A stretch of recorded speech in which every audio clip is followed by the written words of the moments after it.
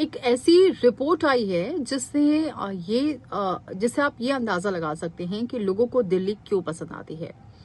सिर्फ दिल्ली देश की राजधानी ही नहीं है।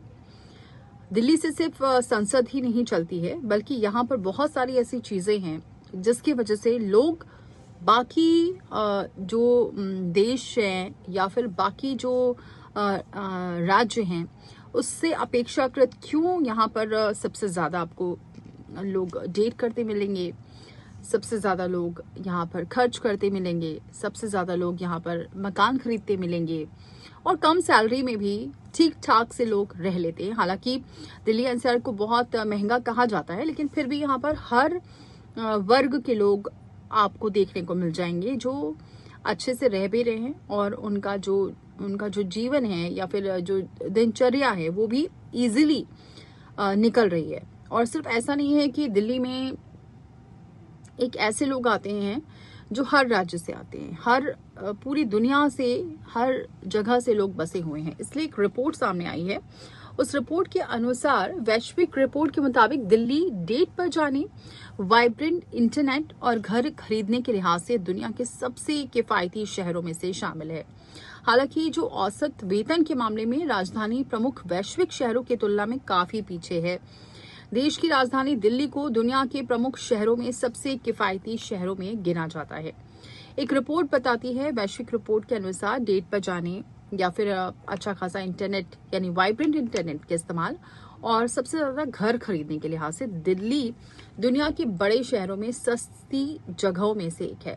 हालांकि रिपोर्ट का जो दूसरा पहलू है ये भी है कि यहाँ जो सैलरी है दुनिया में जितने भी प्रमुख शहरों हैं उनकी तुलना में काफी कम है। और इसलिए कम है क्योंकि यहाँ लोग हर वर्ग के मिलते हैं, तो इसलिए सैलरी भी उस वर्ग के हिसाब से बढ़ी हुई है।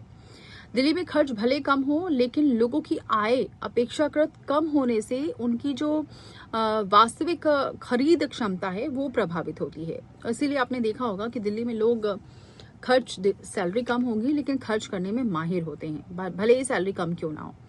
रिपोर्ट के अनुसार दिल्ली में घर खरीदने की लागत भी न्यूयॉर्क, लंदन, सिंगापुर, हांगकांग और ज्यूरिख जैसे शहरों की तुलना में काफी कम है। हालांकि पिछले कुछ वर्षों में दिल्ली एनसीआर में रियल एस्टेट की कीमतों में काफी तेजी आई है।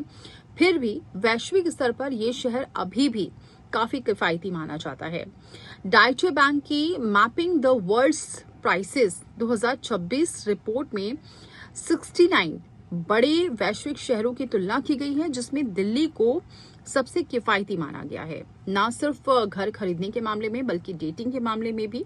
और यहाँ की इंटरनेट जो सुविधा है वो भी बाकी शहरों, बाकी देशों से बहुत बेहतर है। और भी इस रिपोर्ट में बहुत सारी बातें कही हैं, वो भी आप सुनिए, क्योंकि दिल्ली को लेकर बहुत सारा डेटा सामने आया है। एक रिपोर्ट में तो ये भी कहा गया है कि दिल्ली में औसत जो मासिक वेतन है दुनिया के बड़े शहरों की तुलना में काफी कम है, क्योंकि यहाँ जो कम आय के लोग हैं वो बचत और निवेश की क्षमता से प्रभावित होती है। और जो विशेषज्ञ हैं वो ये कहते हैं किसी भी शहर की जो वास्तविक आर्थिक स्थिति का आकलन केवल कम कीमतों से नहीं किया जा सकता है। लोगों की आय और खर्च के बीच संतुलन भी उतना ही महत्वपूर्ण है। इसलिए यहाँ पर संतुलन भी बनाते हैं, खर्च भी कम करते हैं, लेकिन जहां खर्च करना है वहां खर्च करते भी हैं। इसीलिए दिल्ली को सबसे ज्यादा किफायती माना गया है और इसी वजह से रिपोर्ट तैयार की गई है कि यहाँ पर औसतन वेतन कितना होगा। तो कम से लेकर ज्यादा भी है, हर वर्ग के लोग हैं। इसी वजह से यहाँ पर उसी हिसाब से सुविधाएं भी हैं, उसी हिसाब से लोग घर भी खरीद रहे हैं। और जो ज्यादा दिनों तक अगर टिक जाता है दिल्ली में तो वो घर जरूर खरीद लेता है, क्योंकि यहाँ पर अभी भी किफायती है। अगर आप बैंगलोर चले जाएंगे या फिर किसी भी बड़ी सिटी और भी चले जाएंगे या फिर आप तेलंगाना में कहीं चले जाएंगे, जो सबसे ज्यादा उभरती सिटी है, बैंगलोर हो गया, चेन्नई हो गया, मुंबई हो गया, तो ऐसे में दिल्ली सबसे ज्यादा किफायती नजर आता है। और इसी से दिल्ली से सटा ही अगर आप गुड़गांव में चले जाएंगे तो गुड़गांव में भी उसी हिसाब से महंगा मकान मिलेगा, बल्कि वो सुविधा नहीं मिलेगी जो दिल्ली में मिल जाती है। दिल्ली में रहने की लागत भले ही कम हो, लेकिन प्रदूषण, ट्रैफिक और कम वेतन जैसी चुनौतियां लोगों के जीवन स्तर को बहुत प्रभावित करती हैं। क्योंकि यहाँ पर वेतन कम है, ट्रैफिक बहुत ज्यादा है, लोगों के लिए आने जाने की जो सुविधा है, लेकिन जिस हिसाब से लोगों को जाना पड़ता है उस हिसाब से ये सुविधा कम हो जाती है और इसी वजह से खर्च भी बढ़ जाता है।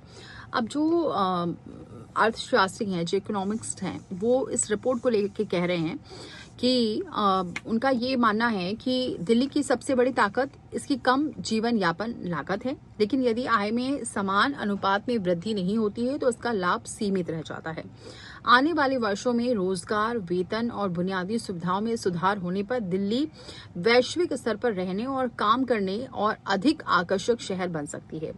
यानी दिल्ली में बहुत ज्यादा क्षमता है और आगे आने वाले दिनों पर इस पर अगर ध्यान दिया गया और यहाँ की स्थिति और लोगों की आय में वृद्धि की गई तो शायद आगे आने वाले दिनों में दिल्ली उन राज्यों में कहला सकता है जिस तरह से मुंबई को माना जाता है। मुंबई को एक आर्थिक नगरी माना जाता है, लेकिन दिल्ली कहीं ना कहीं इसलिए ही पिछड़ जाता है क्योंकि यहाँ पर हर वर्ग के लोग हैं, लेकिन चुनौतियां बहुत ज्यादा है, चाहे वो ट्रैफिक को लेकर हो, आय को लेकर हो, सुविधाओं को लेकर हो। तो ऐसे में लेकिन फिर भी अगर हम बात करें जो लोगों की मिनिमम रिक्वायरमेंट होती है सबसे ज़्यादा कि घर हो जाए, तो घर के मामले में सबसे ज़्यादा किफ़ायती है, ऐसा रिपोर्ट में दावा किया है। यही वजह है कि लोग भले ही रहते हैं बाहर, विदेश में भी रहते हैं, तब भी दिल्ली में अपना घर खरीदना उनको पसंद आता है कि दिल्ली में अगर वो घर खरीद रहे हैं तो एक अच्छी उनकी सेविंग है और आगे आने वाले दिनों में उनको अच्छा खासा मुनाफा हो सकता है। तो एक रिपोर्ट ये दावा कर रही है कि दिल्ली एक ऐसी जगह है जहाँ पर हर चीज़ आसानी से और किफ़ायती और हर वर्ग के लोगों के लिए मुनाफे वाली जगह रहती है।